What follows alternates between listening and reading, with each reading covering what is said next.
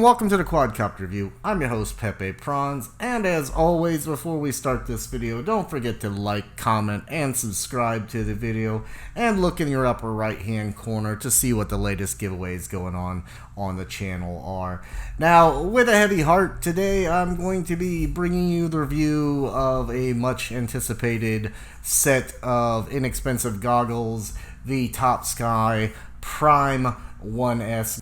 Now, why with a heavy heart, you might say? Well, because I can't use them. If you wear glasses, I am nearsighted. You are not going to be able to, in most cases, focus these goggles in. They work just fine. Otherwise, if you have good vision, you have 20/20, you're likely going to be just fine.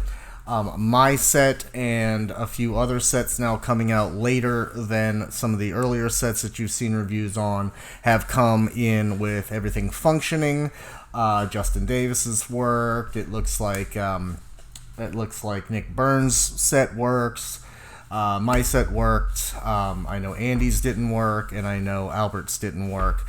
They had either problems or broken items, or Andy had to take his completely apart and put it back together again before it worked. Mine worked, everything out of the box, no problem, besides one thing which I'll explain later on here.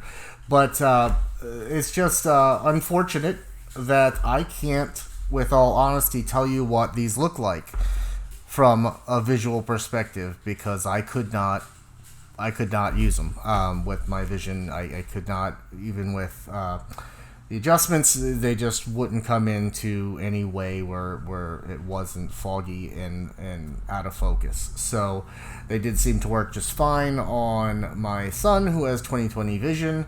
So if you have good vision, we'll get into the pluses if you can see through them. There are a lot of pluses, I thought, to them.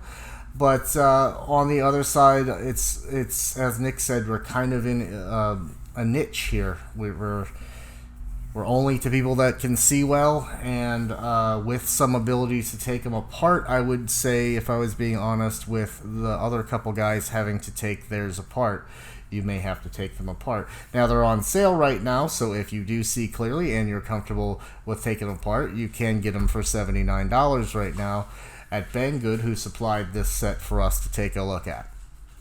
So with all that being said, let's go ahead and start looking a little bit more at what we have in here. But I would suggest to Topsky right off the bat, you need to hire somebody with glasses when you're doing your QC. I happen to know a guy who's available. You can check him out here. I don't care if they lay me off either, because I told Bill that if they move my desk one more time, then I'm quitting. I'm going to quit. And I told Dom too, because they've moved my desk 4 times already this year, and I used to be over by the window and I could see the squirrels, and they were married.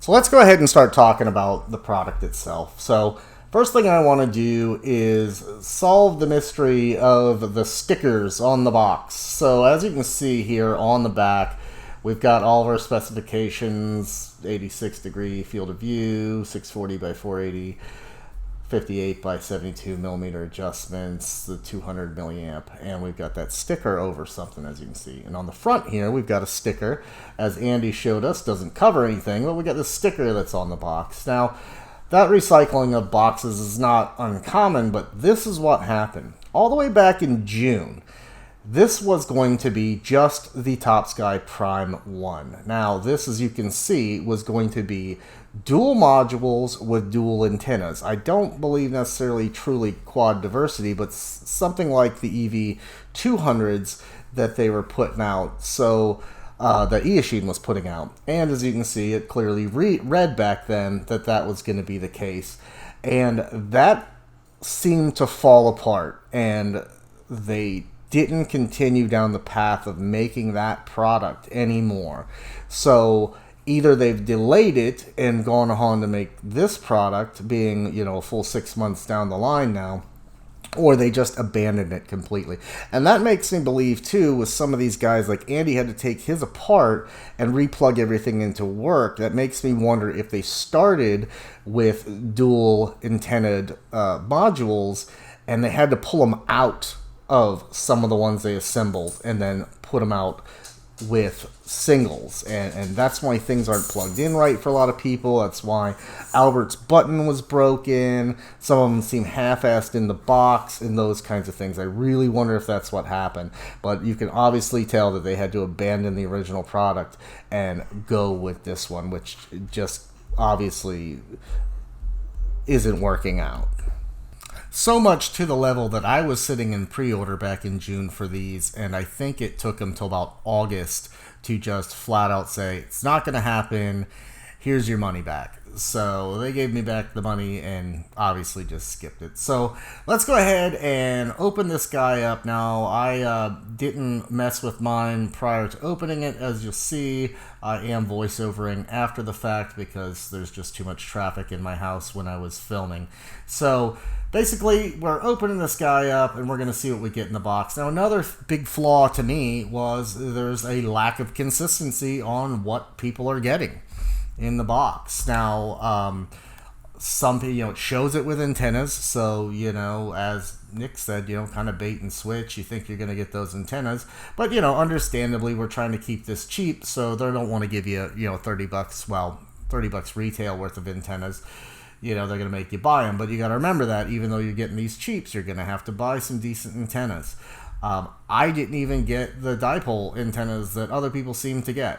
Another interesting thing that annoyed me, my extra sticky was sitting on top of the foam, so now it has foam all over it and likely will never be very useful to me as a spare set of sticky. That's kind of, once again, a giant bummer. So the next thing we got in the box here is we have a decent USB cable. We'll give them that. However, with it being that open flat, without the guards on the plug here, you can plug that into your PC backwards.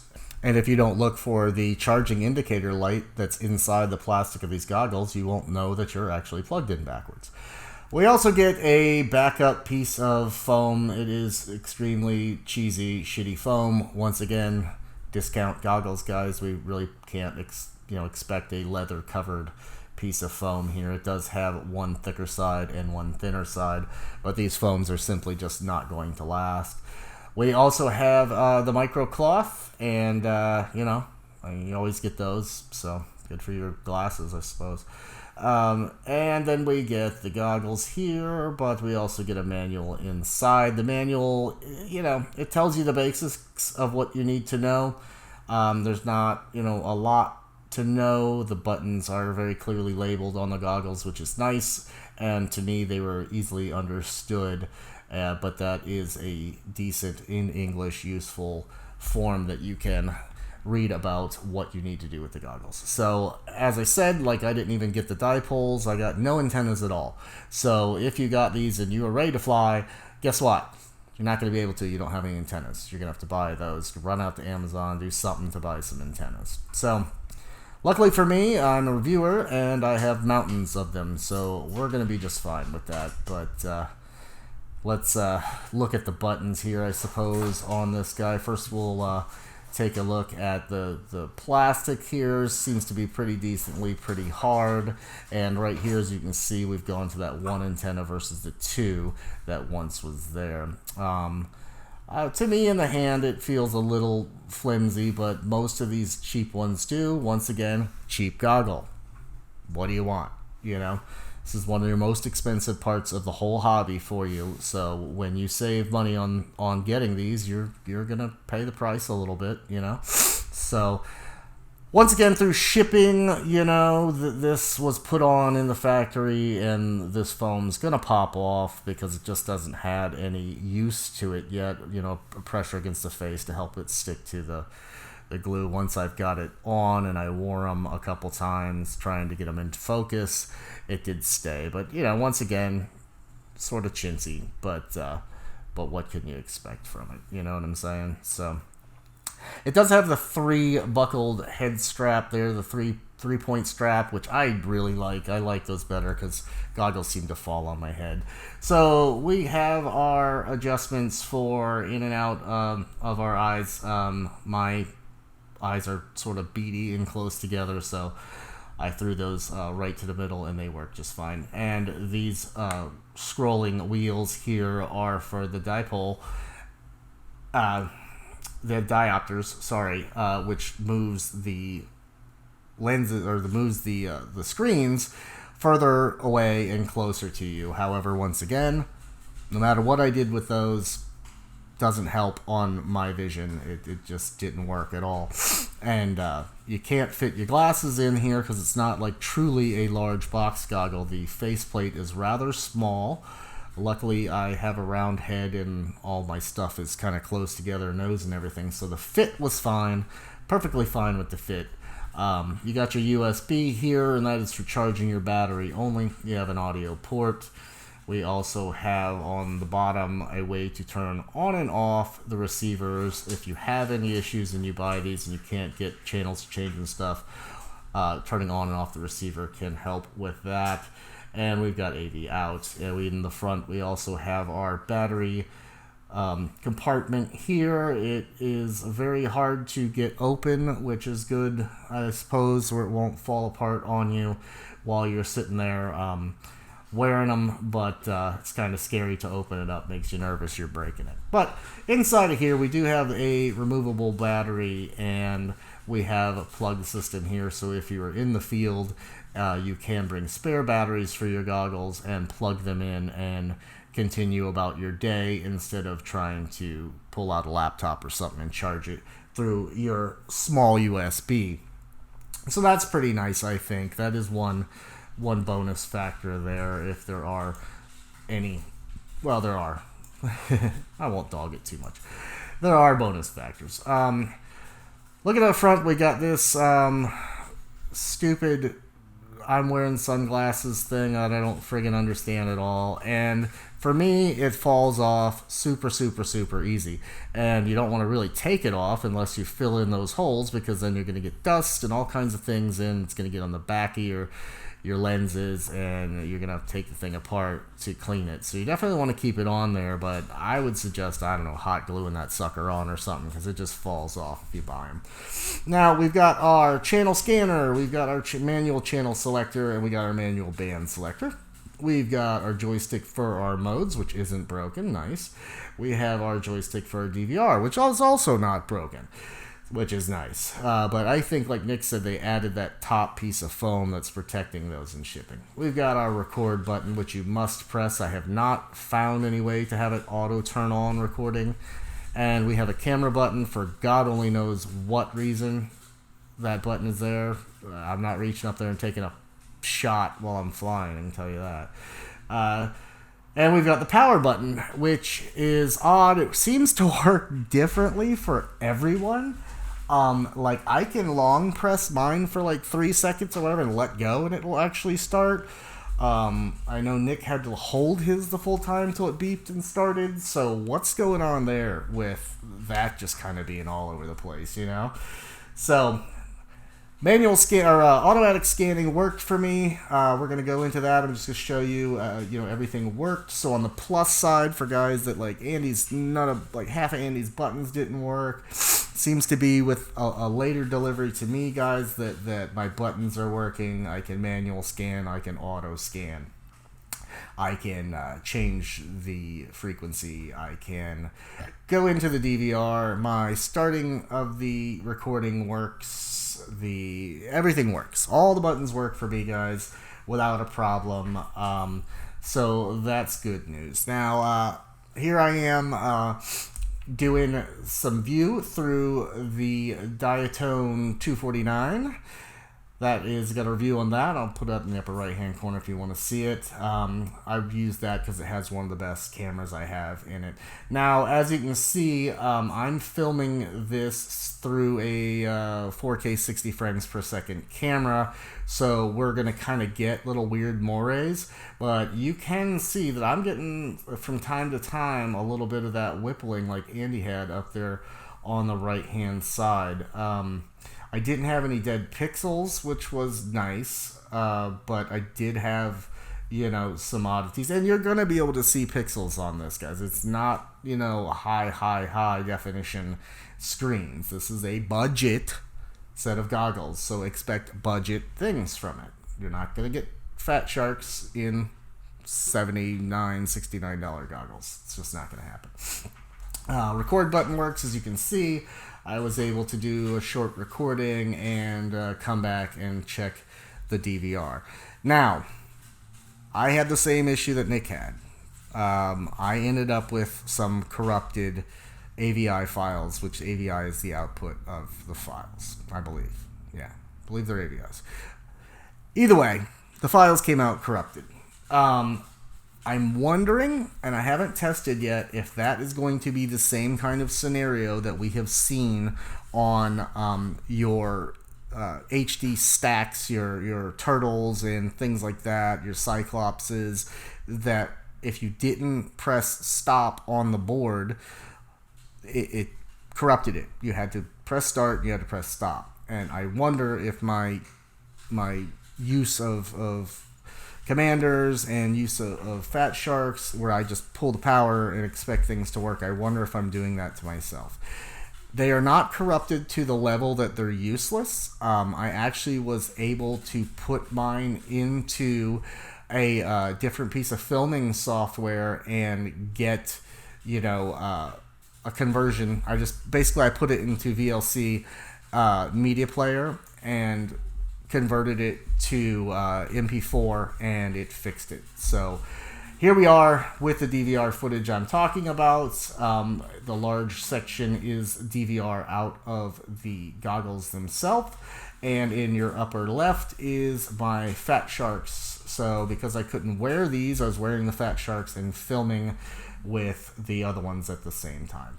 I'm showing you this mostly for, you can tell it's fairly decent DVR. I'm not going to complain about the DVR. It's not as clean as Fat Shark, sure, but budget goggles. So we're also going to look at the receivers. You can see that I equally got, if not somewhat less there on that major dropout.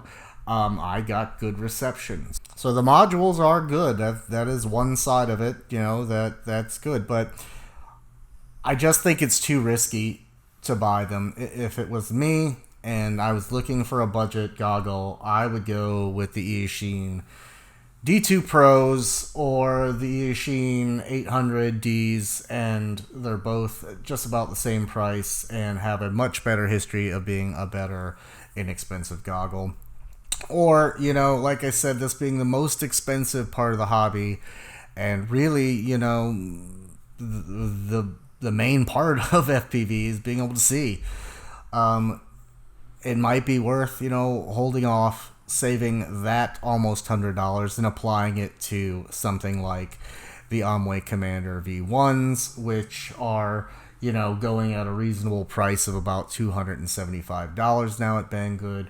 And honest to God, Stu still wears those to this day. They're a phenomenal goggle, and at a mid-range price. Not everybody needs the fat sharks to that level, guys. You don't have to follow the trend and get your HDOs just because everybody else has them. Be yourself, be unique, get what you need.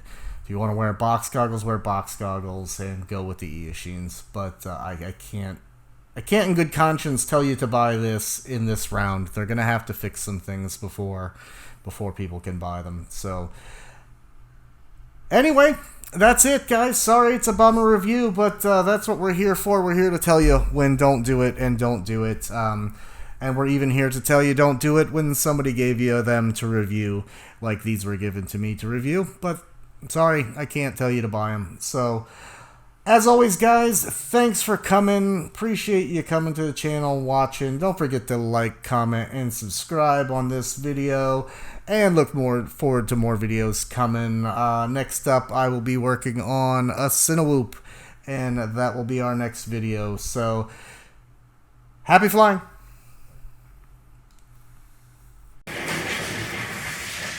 Hey guys, thanks for stopping by and checking out the Quadcopter review. If you want to see more interesting reviews on FPV related stuff, take a look up here in the old right corner right there. You'll find links to all the rest of my reviews. If you want to get in on some of the best giveaways on YouTube, look over here. Don't forget to subscribe right here on my chin. And if you want to check out my flying only videos separated from the review channel, check that out right here. Thanks for coming. Don't forget to subscribe, and happy flying.